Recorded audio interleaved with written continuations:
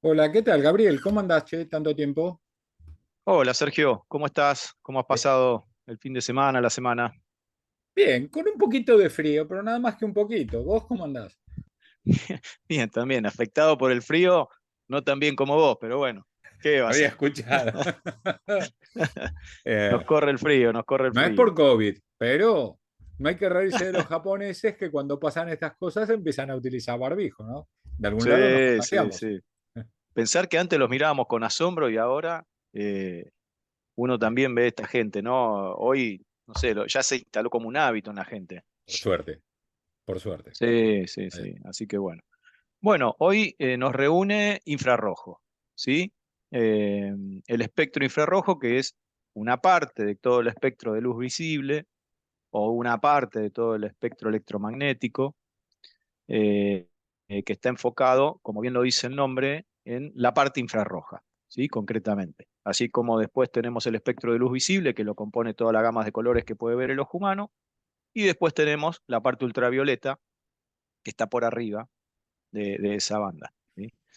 Bueno, en este caso, como venimos en orden creciente en unidades de frecuencia, cada vez acá los valores de potencia, como venimos hablando, se siguen incrementando, ¿sí? ¿Por qué? Porque esa frecuencia que hablamos siempre cada vez es más seguida, entonces cada vez es más sucesiva, ¿sí? En un mismo periodo de tiempo cada vez tiene más idas y vueltas o más subidas y bajadas, entonces los valores de potencia aumentan, ¿sí? En este caso van de los 100 terahertz a 100.000 terahertz. Y ya después se te acaba la nomenclatura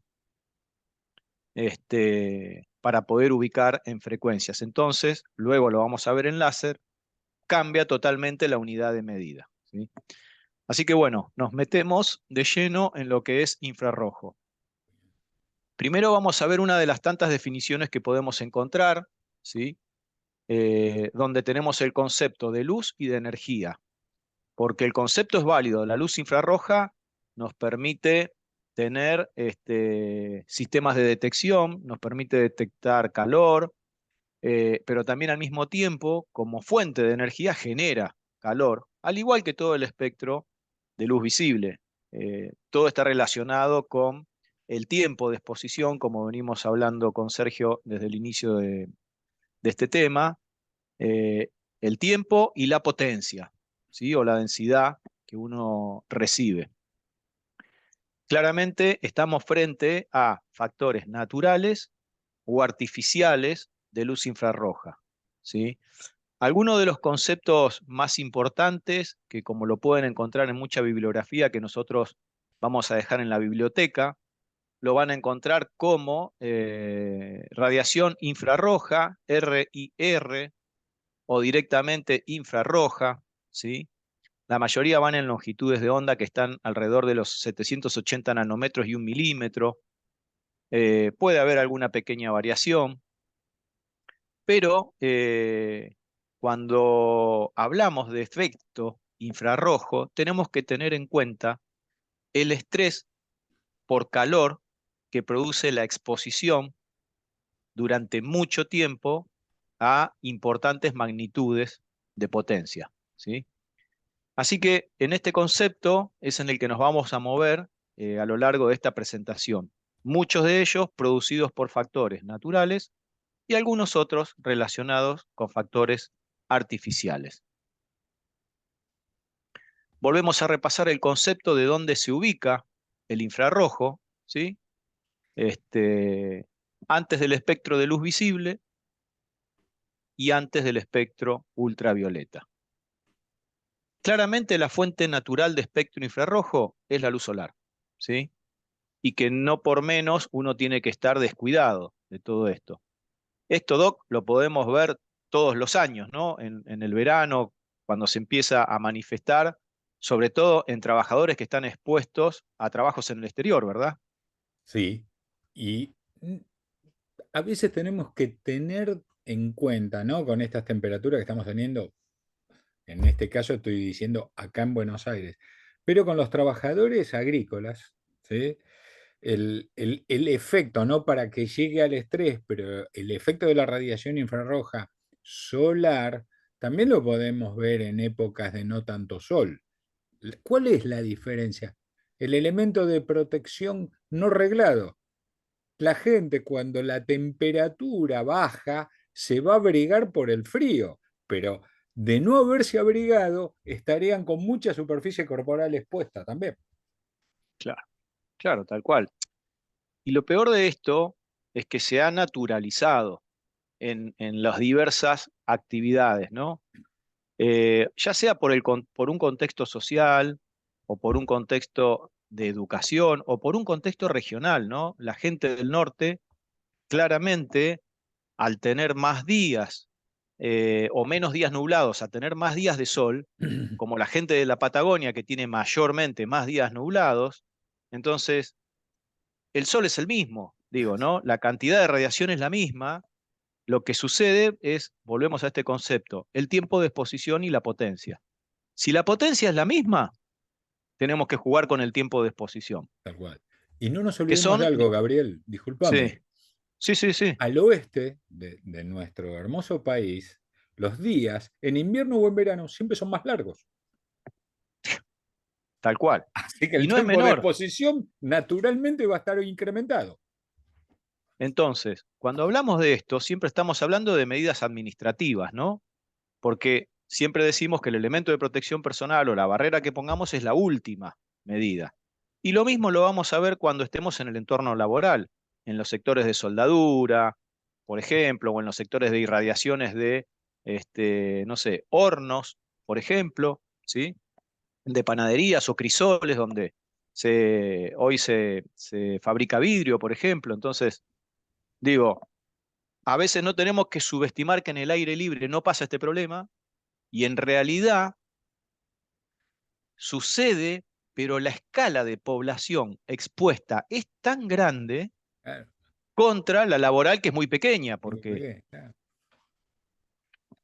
entonces, bueno, el concepto aquí volvemos a repasarlo, ¿sí? En este caso, estamos hablando que el efecto que produce el Sol está alrededor de los 290, 295 nanómetros en esa banda, ¿sí? De potencia de nanómetros, que está antes de la ultravioleta y que lo que nosotros recomendamos o que la bibliografía ha recomendado, que hemos buscado, es, además de los tiempos de exposición, la potencia. La potencia relativa está en el orden de 1 kilowatt por metro cuadrado, ¿sí? Durante los meses de verano.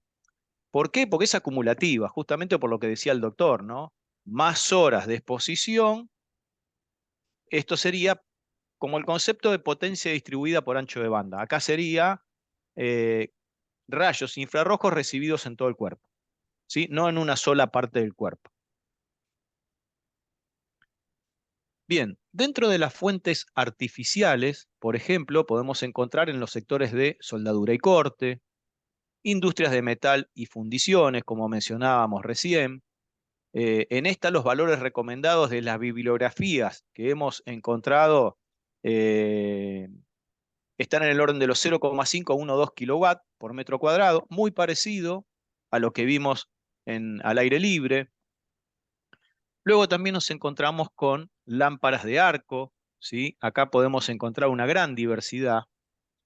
Y justamente, y no es menor, la gente que se dedica a hacer mantenimiento y recambio de luminarias, no es lo mismo hacer un mantenimiento o un recambio de luminarias en un edificio administrativo, por ejemplo, donde tenemos una banda que va de los 300 a los 500 lux, por ejemplo, o a los 750 lux, a tener que trabajar en una autopista donde estamos expuestos a alta radiación durante mucho tiempo, porque es casi toda la jornada de trabajo, y se empiezan a combinar otros factores, ¿no? Si se hace generalmente de noche, cansancio, mal dormir, reflejos, trabajo en altura, contacto eléctrico, lo que termina siendo en la ponderación de una matriz de riesgo y tal vez un riesgo medio o medio alto, Medio alto. No. no más moderado tirando para abajo. Porque vos decís, ¿cuál es el riesgo que puede tener un trabajador que cambia luminarias? Depende. Por ahí el riesgo de la luz es uno solo, pero combinado en la CIMAT o en las condiciones y medio ambiente de trabajo, tal vez ese sea menor, pero el resto, hace que en la combinación la valoración del riesgo sea más bien mediano o mediano alto, ¿sí? Ni hablar si estamos hablando, por ejemplo, de un estadio de fútbol, donde los reflectores que se utilizan son de muchísima potencia, y cuando te toca hacer mantenimiento de limpieza de las lámparas o de los reflectores, muchas veces están apagados, pero como bien sabemos, como pasa en las torres de transmisión de telefonía, muchas veces se hace mantenimiento y no se puede apagar la celda de telefonía porque si no toda esa localidad se queda sin telefonía móvil. Entonces, bueno, cuando uno mira los procedimientos de trabajo seguro, los análisis de tarea segura, tiene que poner principal foco en ver esa descripción. No solamente me quedo con el riesgo, tengo que ir a ver el procedimiento de trabajo, a ver si durante ese procedimiento se apaga el reflector o no. Este, ¿Qué más? Tenemos lámparas infrarrojas propiamente. Doc, acá en la parte de medicina, las lámparas infrarrojas se usan también, tienen un gran uso, ¿verdad? Se siguen Lo vamos, utilizando. se ¿Sí? siguen utilizando, no se han Sí, sí. reemplazado hoy. No, no, no. Eh, ¿Tenemos avances tecnológicos, terapéuticos, para provocar el efecto benéfico que buscamos por el calor? Sí, pero eso va de la mano de la tecnología va de la mano del costo operativo, el costo operativo va de la mano de valores económicos. Entonces, a veces hay en lugares que tenemos que dar gracias que el fisioterapeuta tenga todavía su lámpara infrarroja. Claro, Cuando claro, por claro, ahí en pleno centro de una gran urbe, de una ciudad capital de cualquiera de nuestras provincias, es como que lo miran así, casi como si fuese un artefacto del Pleistoceno, ¿no? claro, claro. Y también eh, pusimos aquí alumbrado en general, ¿sí? ¿Por qué alumbrado en general? Si bien hoy la tecnología está migrando a LED y en gran parte ya la mayoría de nosotros tenemos luces LED, quien tiene la oportunidad de viajar en avión y aterrizar en aeroparque, va a ver arriba los distintos tableros de distintos colores, donde se notan muy claramente todavía las lámparas halógenas de las lámparas LED en el reflejo de las calles, ¿no? Sobre todo cuando el avión ya empieza a bajar y está por la zona de Tigre, o si uno viene entrando por la zona sur, lo mismo, ¿sí? Cuando viene por arriba de la autopista Buenos Aires-La Plata, se ve el reflejo blanco, pero claramente en muchos costados todavía se sigue viendo el reflejo amarillo de las lámparas halógenas. Y ahí también tenemos efectos de radiaciones infrarrojas. Por eso, recalcar y trabajar en este aspecto, ¿no? Es acumulativa. Es acumulativa, se combina con otros factores de riesgo y cuando la analizamos la tenemos que analizar de manera sistémica o holística, porque si la analizamos de manera individual, tal vez el riesgo es bajo, pero cuando la analizás en la tarea, el riesgo, como decíamos recién, puede ser moderado, moderado alto. Em, Proyectores y otros dispositivos ópticos. Bueno, claramente acá también eh, hay un concepto de la luz infrarroja debido a la potencia de la lámpara óptica de los proyectores, ¿sí? En general, este sería el que menos nos preocupa. ¿Por qué? Porque va apuntando hacia una pared, no va apuntando hacia la gente. Pero también se refleja, ¿sí? Entonces, el tiempo de exposición de un docente que trabaja sus 8 o 9 horas frente a un proyector transmitiendo, claramente si después tiene que salir y estar al sol, como dijimos recién, el factor es acumulativo, ¿sí? Eh, mm, ¿Cuáles son las medidas o las evaluaciones de seguridad que se hacen respecto del espectro infrarrojo? Bueno, aquí hay, además de las medidas administrativas, que es regular el tiempo de exposición, si no se puede modificar la potencia de trabajo, porque esa es la que se tiene que trabajar, claramente ahí pasamos a barreras de protección, ¿no? Que van desde ropas, desde vestimentas, hasta lentes oculares con protección para infrarrojo, no para ultravioleta, ni tampoco para el espectro visible.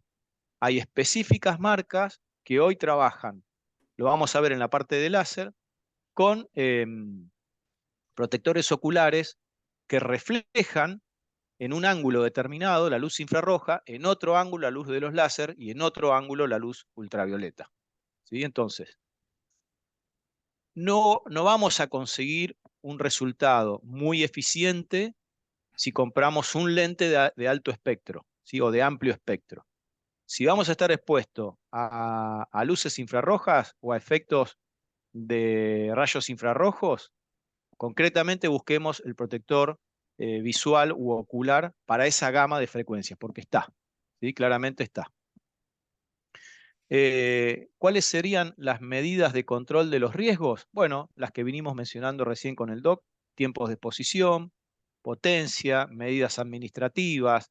La combinación de más de uno o dos factores de riesgo pueden hacer que esa tarea sea la de menor riesgo, la de estar expuesto a rayos infrarrojos, y se combine con otros, ¿sí? Entonces, siempre pedir eh, procedimientos de trabajo seguro y análisis de tarea segura, y ver puntualmente cómo manejan el tiempo de exposición, ¿sí? Si está explicado, si está bien detallado el tiempo de exposición y cuáles son las medidas preventivas, tanto administrativas como elementos de protección personal. Oh, está mi medio trabajador de vuelta. Sí, el otro medio está descansando. Bien, está bien, bueno, es un buen EPP que la mitad descanse. Claro. Bueno, breve, en mucho ya hablamos con otros colegas docentes en la parte de carga térmica, y con Gabriel compartimos en nuestros encuentros anteriores, creo que en el último, más que nada, que en definitiva, en este tema, y no por ello va a ser diferente en la radiación infrarroja, el eje nuestro es el calor, pero mirado ya por ahí desde otro ángulo, que tiene que ver con todas estas cuestiones que ya nos explicará Gabriel. Pero resumidamente, primer efecto de la radiación infrarroja, primero no por un orden de importancia, ¿sí? ¿No? Primero por esta lista: calentamiento corporal. ¿Sí? No me voy a detener a hablarlo de carga térmica, no. Pero entendamos y quedémonos con una idea. El calentamiento corporal tiene que ver, a expensas de la radiación infrarroja, ¿sí? Algo que tiene que ver con la profundidad. ¿A qué profundidad alcanza esa fuente directamente sobre el cuerpo? Aproximadamente 10 milímetros, o sea, 1 centímetro de espesor en la superficie expuesta. 1 centímetro de espesor en el dorso de mano, ¿sí? O de profundidad, mejor dicho, es muchísimo más fácil de alcanzar que por ahí en alguien con sobrepeso o con un panículo de grasa un poquitito aumentado y trabajando con el torso descubierto. Entonces, primer concepto: ese calentamiento global alcanza niveles de profundidad que no superan aproximadamente los 10 milímetros, vale decir, capas profundas de la piel. Si avanzo con el otro efecto biológico de las radiaciones infrarrojas, el estrés térmico. El estrés térmico básicamente tiene, ¿qué tiene que ver? Es cuando pierde el sistema regulador automático que tenía que ver con el hipotálamo, el sistema nervioso autónomo, cuando pierde la capacidad adaptativa. Dice basta, y es como dicen ahora los chicos, ¿no? Se cae el sistema, no puedo responder, no puedo mantener el equilibrio armónico llamado homeostasis, y voy tendiendo, ya de esto de mantenerse, a ir cesando determinadas funciones vitales. Estoy diciendo indirectamente en qué puede llegar a terminar si no actúo ya terapéuticamente en aquello que no pude prevenir con capacitación y con EPPs. Muy ligado a todo esto que también vimos en carga térmica es el incremento de la circulación sanguínea. Bueno, a veces cuando lo buscamos desde un punto de vista terapéutico, eso es lo que buscamos, pero un tratamiento, como ahí hablábamos, que yo, la lámpara infrarroja, tiene un tiempo de exposición que rara vez superará los 20 minutos, 25 minutos. ¿Sí? Acá estamos hablando de un trabajador, como bien nos decía Gabriel, que está expuesto mucho tiempo o sea, en prácticamente toda su jornada laboral y donde las CIMAT empiezan también a intervenir. Entonces, estoy como potenciando riesgos y no solamente aquel que puede estar provocando la radiación. Bueno, uno de ellos es el incremento de la circulación sanguínea, pero el incremento de la circulación sanguínea es efecto del primero, que es por el calentamiento y que de un modo u otro, interrelacionadamente, cuando pierdo control, me puede llevar al estrés y a cuestiones más embromadas. Pero antes de que todo esto pase, porque pensamos que de alguna manera esa persona subió con su botellita, digo subió porque Gabriel habló de las luminarias, ¿no? Entonces subió con su botellita para ir reponiendo líquidos dentro de su jornada laboral, más allá de la exposición sigue, el tiempo sigue y prolongándose, entonces esa exposición a esa potencia durante ese tiempo puede empezar a provocar quemaduras en la piel, que inclusive pueden llegar a ser graves.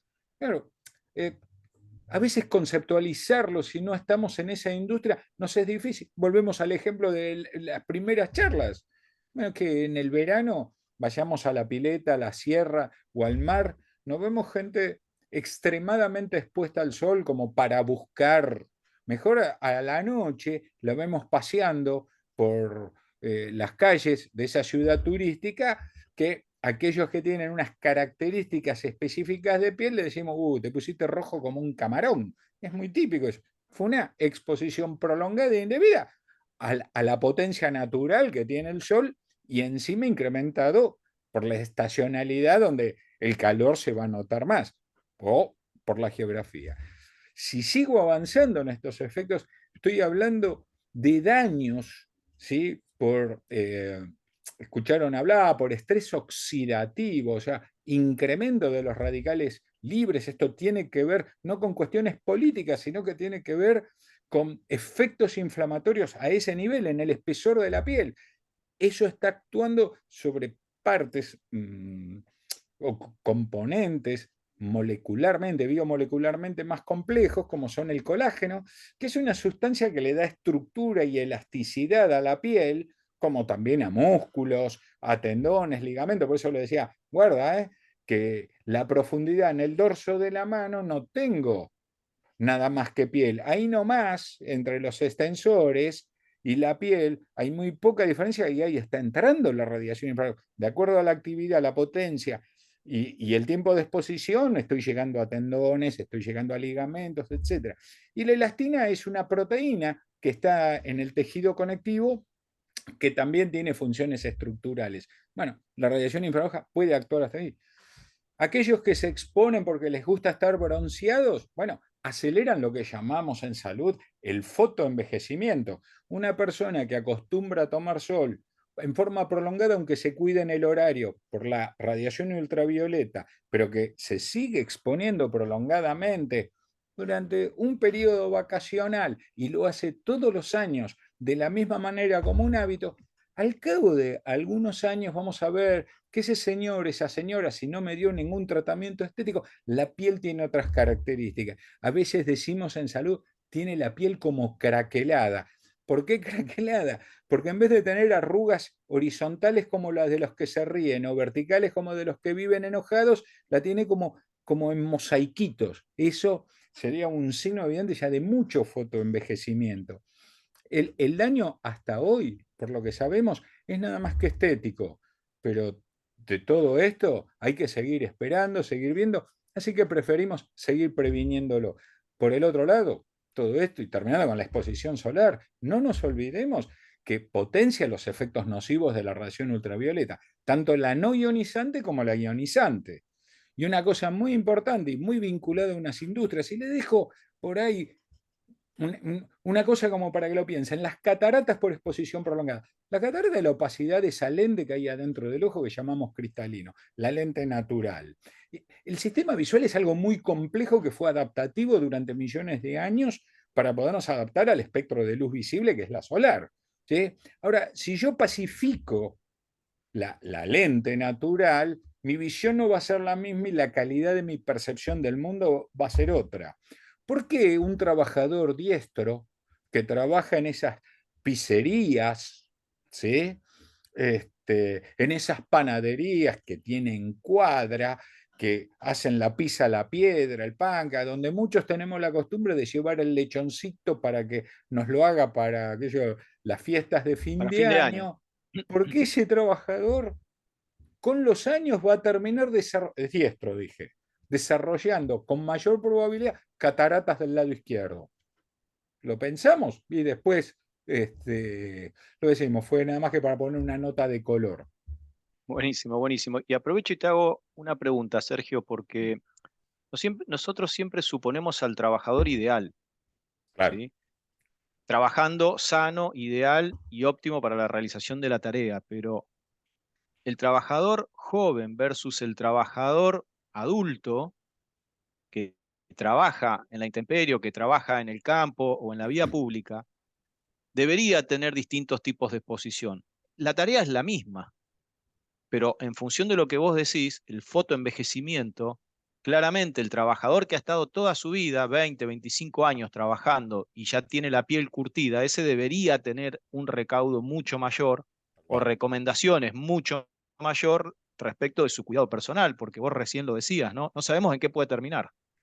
Nos sorprende que la gente vinculada a actividades de campo viva más, pero su aspecto estético para los que viven en las grandes urbes es como que están más viejos.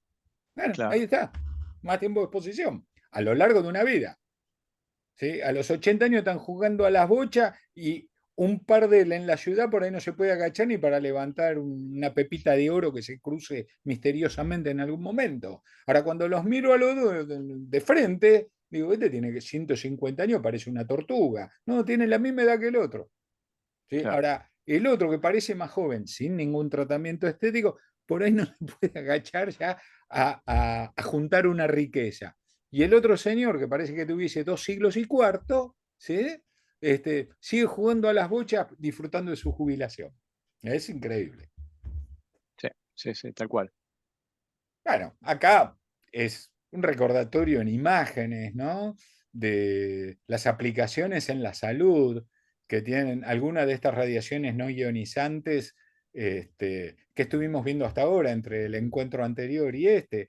A la izquierda de Ujú. ustedes tendrían un modelo de equipo de radiofrecuencia, en este caso utilizado en la medicina estética, yendo de izquierda a derecha. En la segunda, lo que tenemos es un equipo que está buscando efectos diatérmicos también, a base de microondas. ¿Sí? En la tercera, yo creo que con el color de ese enrojecimiento ahí medio exagerado de esta persona, bueno, lo que no estamos viendo es la lámpara de rayos infrarrojos, que es para dar un calor dentro de una estrategia terapéutica. En general, esto utilizado por kinesiólogos, fisioterapeutas. Y la última foto, para que quede grabado. Fíjense, eso es una cosa rara. Si uno afinara ahí un poco la agudeza visual, veríamos que sobre esa placa cribada, simétricamente cribada, hay material y arriba hay una fuente emisora de radiación ultravioleta no ionizante. Nos adelantamos un poquitito, pero también tiene un efecto biológico que acá lo estamos utilizando dentro de la ciencia de salud, que es el efecto esterilizante. Van a encontrar 2 bibliotecas. ¿Sí? Y post pandemia, las 2 bibliotecas se incrementaron en volúmenes, tomos, artículos y lo que sea. Pero igualmente se sigue utilizando en grandes partes de la industria, muy vinculadas a salud, la radiación ultravioleta también como esterilización. Bueno, como yo creo que no, vamos a seguir con esta. No, les iba a decir del maestro Picero, porque por ahí los estoy apabullando con muchas cosas. Conclusión, radiación infrarroja, ¿qué buscamos como aplicación de salud? La diatermia, a lo que hablamos en el encuentro anterior. El mejor ejemplo, el que todos tenemos de alguna manera conceptualizado porque se ve, ¿sí? Es la lámpara de rayos infrarrojos. ¿Sí? Ahora también tenemos aplicaciones en la salud de la detección, como por ejemplo la termografía, que sirve para diagnóstico. ¿De dónde salió la termografía? Como muchas cosas en la ciencia de salud, de algún avance bélico.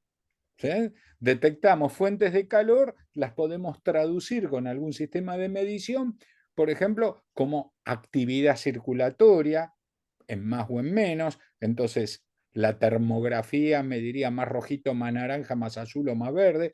¿Sí? Me está hablando de un tipo de actividad. Y si le doy una escala que fue muy discutida y desechada, pero que era poco invasiva, sobre todo para niños, servía para medir la temperatura, excepto los que se pusieron de moda, que eran las pistolas infrarrojas, cuando fue el acceso a plantas en plena pandemia de COVID. Alguien compró, alguien se benefició, pero no todos sabían que hay distintas pistolas infrarrojas con distinto uso e indicaciones, dentro de las que están matriculadas, más allá de las procedencias, para medir el calor en piel humano. Por eso que a veces pasaba que en planta teníamos gente con fiebre que después confirmábamos o no un COVID, ¿sí? Y habían pasado el control. ¿Sí? Guarda con eso, hay especificaciones de qué tipo de pistola son para utilizar, están identificadas con colores, todo eso. Ahora yo no me acuerdo bien qué colores, pero tuvo que ver también con una aplicación de la salud al revés, ¿no? La radiación infrarroja que emite nuestro cuerpo para poder ser detectado y traducido digitalmente como una temperatura para decir usted entra, usted no, y aplica un protocolo de aislamiento. Y la espectroscopía, muy similar a lo que les dije al principio de la termografía, pero un poco más sofisticado, es la detección de actividad. ¿Sí? Entonces, básicamente, si hay más calor, hay más actividad. ¿Dónde? Bueno, podríamos hablar muchísimo, pero más actividades o porque tengo un incremento de circulación por alguna cuestión reactiva, como por ejemplo una exposición a una radiación que provoca efecto diatérmico, o por un incremento de una circulación por algo que va desarrollando eso desde cero, porque me está hablando por ahí de un tumor que está creciendo, ¿sí? Y que por ahí todavía ni siquiera es visible, así que ni siquiera lo voy a ver o lo voy a palpar. Sin embargo, un espectro son estudios que en definitiva no son exactos, ¿sí? Me permiten inferir y empezar a estudiar algo, tengo que sospechar, y hay una clave vieja en medicina que si yo no sé lo que busco, jamás voy a poder interpretar lo que encuentro. Entonces, un espectroscopio puesto en un consultorio, nada más, no, es costoso e innecesario. Pero cuando yo tengo una sospecha de algo y pudiese tomar ese elemento, digo, uy, acá hay un incremento de actividad, lo vamos a estudiar. Por supuesto, hay otros elementos diagnósticos que son mejores o que son ya más específicos. Bueno, ahora sí, el señor maestro pizzero de muchos años de actividad en la misma pizzería de la esquina de la avenida, que era diestro, y que a todos nos gustaba, o a los que les gusta la pizza a la piedra, siempre trabajaba con la pala larga, ¿no? Que mete la masa al horno, la saca, le pone la salsa, la vuelve a meter al horno, ya tiene cronometrado mentalmente los tiempos, después le agrega la mozzarella y después la traía y él mismo descansaba como cortando la pizza y poniéndolo en la caja. ¿Sí? Imaginen esa actividad que todos alguna vez vieron. ¿Cuál de los dos ojos, a escasos centímetros uno del otro, está más expuesto a la boca del horno? Es precisamente el izquierdo, el contralateral, por el trabajo que hacía. Enfoca con el izquierdo Perfecto, porque es diestro. ¿Sí? Yo sin perfecto. saber un pomo de todo esto me tocó asesorar por primera vez hace muchísimos años a un abogado patrocinante que representaba al gremio de panaderos por un caso de catarata, y me acuerdo que esta abogada, también joven, me decía, no, porque doctor, la verdad que no había estudiado, no había leído nada, pero desde la empiria dije, qué raro, a ver, ¿qué hice? Fui al lugar y a ver cómo trabajaba ahí el maestro Picero. Y dije, uy, este mete la pala y siempre enfoca con el ojo izquierdo. Bueno, una nota de color nomás. No, no, pero no es una nota de color, porque es ¿No? una de las actividades que vamos a encontrar muy frecuentemente Y ahí estaba y entonces por CIMAT, sobre, que vos nombraste. claro, claro, y por sobre todas las cosas, cuando vamos a comprar el producto o a consumir el producto, ves al colaborador o al trabajador sin ninguna medida de protección. Claramente, lo vemos, el que tiene elaboración a la vista, lo vemos. Entonces, después podemos inferir que ha sido por el tipo de actividad laboral que está realizando. Muchos años Entonces, después.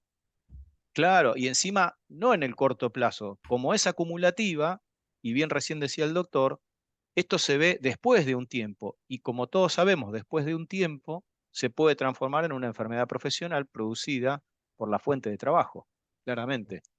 Tal cual. Por eso cuando vamos a buscar dentro de los marcos regulatorios las medidas de prevención que hay, encontramos desde ropas de protección, tiempos de exposición, protectores oculares o pantallas para aquellos que están trabajando en crisoles u hornos donde se funde vidrio, ¿sí? Pero siempre recordemos que van a ser la última medida de protección. Hay que empezar a trabajar antes desde la prevención para volver a tener este concepto de procedimientos de trabajo seguro o análisis de tareas seguras, que nos dé la idea de los tiempos de exposición para después medirlos con estadísticas y saber si un trabajador estuvo expuesto ese tiempo y es acumulativo, que no degenere o no desencadene en una enfermedad profesional, ¿sí? No hay muchísima información dentro de los marcos regulatorios. Lo que vemos acá prácticamente es lo que está dentro del 295, ¿sí? Los valores límites de exposición de luz visible e infrarroja están alrededor de las longitudes de onda de 385 nanómetros y 3000 nanómetros, como lo resalté aquí. Esa es la gama o la banda, ¿sí? De longitud de onda, en este caso de longitud de onda, no de frecuencia, porque está expresada en nanómetros, donde tenemos que poner principal foco en el tiempo de exposición y la potencia, ¿sí? Que es lo que decíamos generalmente. Recuerden que los datos espectrales detallados de una fuente de luz blanca, ¿sí? Son necesarios siempre y cuando si la luminancia de la fuente sobrepasa una candela por centímetro cuadrado, que es la unidad de medida, en este caso, que se usa como valor de referencia, ¿sí? Por debajo de esos valores inferiores, no deberíamos tener mayores diferencias. Y como siempre decimos y recordamos, el EPP adecuado es el que trabaja dentro de esa gama de frecuencia para el espectro infrarrojo, y recomendamos no ir al de amplio espectro, ¿sí? Porque ese no nos va a garantizar una protección total, ¿sí? Bueno, Doc, estamos ya terminando este tema, así que Bueno, vamos tocamos un cerrando buen este tema tema, ¿le para la época parece? fría, ¿no? Sí, sí, sí, tal cual, tal cual. Poniéndole onda. Bueno, nos vemos en el próximo tema, en el próximo video, que era láser.